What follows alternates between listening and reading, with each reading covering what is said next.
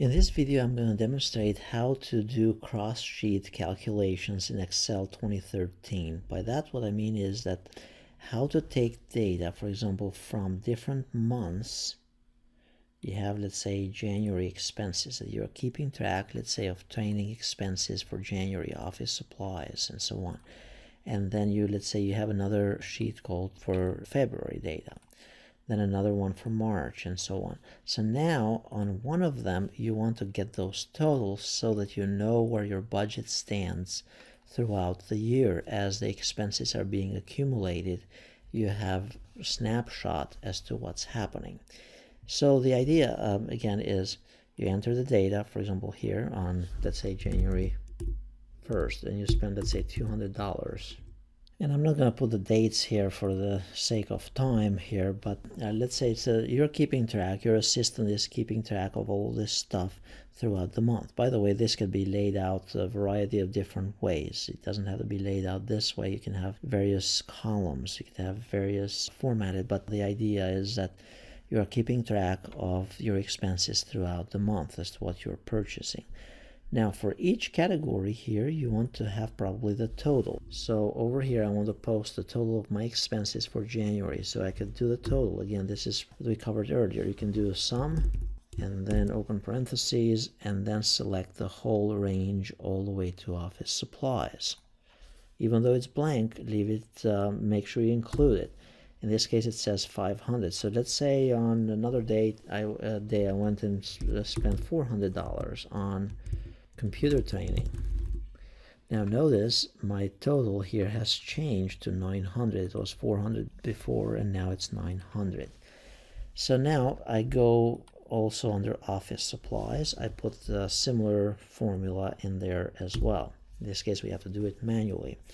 So we go and say equal sign, sum, and the same way that we did it before.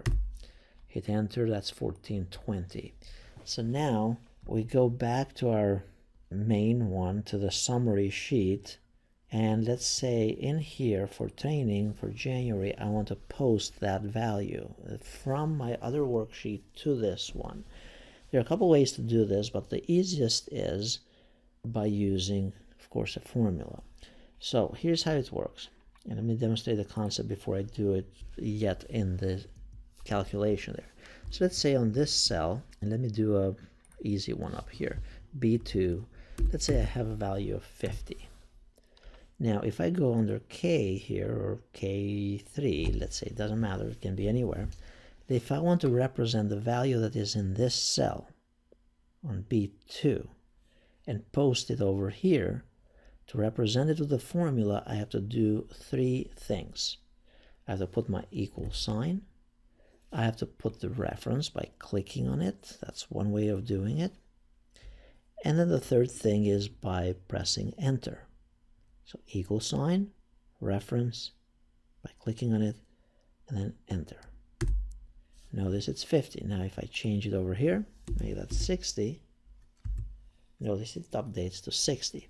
So now, to get the value from the January worksheet for training total, what we have to do is, remember this example, equal sign, we go to January, whatever sheet it is, you click on the value that has the formula with all the different calculations here, and then you hit enter. That's that simple.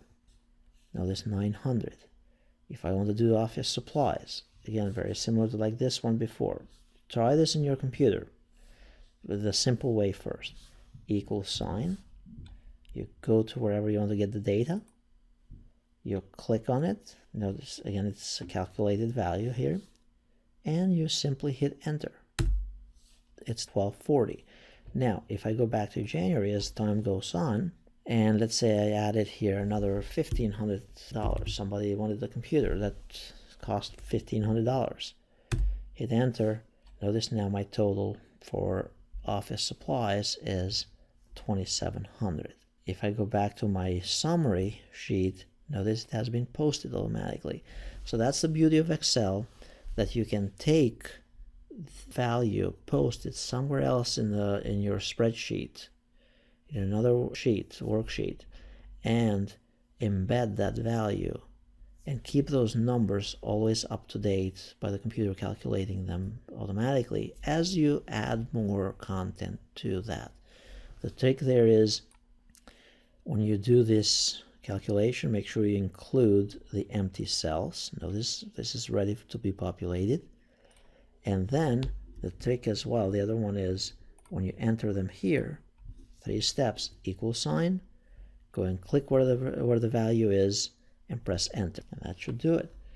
So basically then from here you just keep track of your budgets. You say the sum, and when your boss says what were the expenses for January, you always know it's 3,640. You could have another one, what's your allocated budget. Let's say the allocated budget is $6,000, and now you say difference, and you do equal sign, and you want the original budget minus the existing expenses. You have $2,300 left to be spent for January. So that's how it kind of works. I'm not going to populate the rest of it. I hope you get the idea as to how this works.